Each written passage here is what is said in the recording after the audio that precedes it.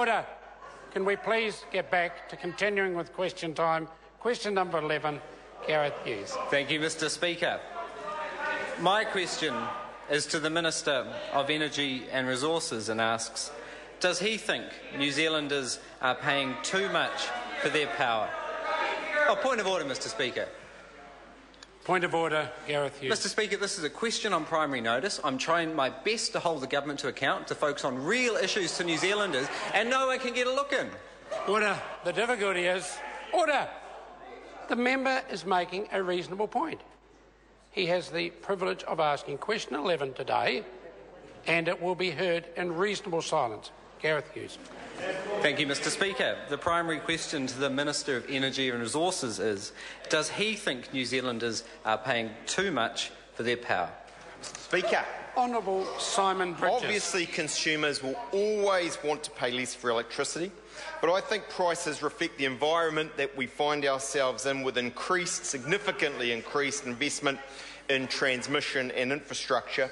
If consumers are worried about price, they should look back to the last Labor Greens government, which saw steep power price increases that this government has halved since taking office.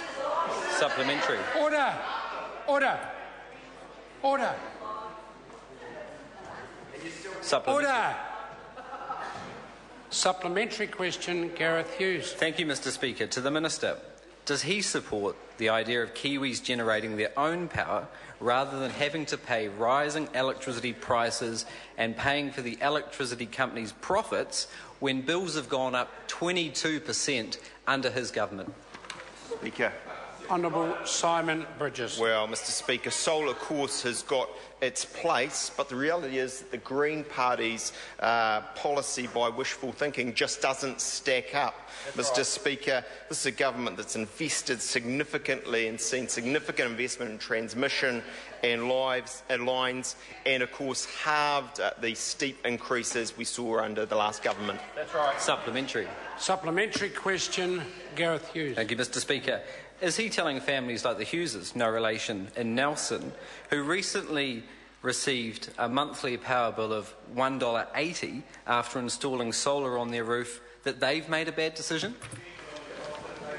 Mr. Speaker, what I say Honourable to Simon Bridges. The Hughes, I'm glad they're no relation, Mr. Speaker, is that if they shop around, they are seeing increasingly sharp competition that isn't reflected in the quarterly survey prices. Meridian offering $100 credit and 10 to 12% prompt payment discounts. Contact offering similar 10 to 15% prompt payment discounts. But, Mr. Speaker, I can only agree with Mr. Binns of Meridian when answering questions from Mr. Hughes that he simply can't follow the economics of solar. It just doesn't stack up. Mr. Speaker, supplementary. Supplementary question, Gareth Hughes. Is this minister, who's off tonight on his oil drilling world tour, going to spend election year standing up for big oil and big power companies' profits at the expense of cleaner, cheaper, smarter electricity for New Zealanders and thousands of green jobs? Point of order, Mr. Speaker. Order. Point of order, the Honourable... Mr. Speaker, I'm sure that outburst was entertaining for the member, but where was the question? There were assertions all the way through that are totally unreasonable. It might be Members' Day and people waste time. Once we start these things, then we seem to have trouble getting off the treadmill. Yeah. Order. No, I don't need the assistance of the member. The question was way off the mark, made allegations that are not helpful to the Order House. I was not, and I am not going to rule the question out of order, but if the Minister gives a relatively political reply back, I will not be surprised. The Honourable Simon. Well, Mr. Speaker, I'm very disappointed in those snide remarks from the member, given that a core value of the Green Party is to engage respectfully without personal attacks.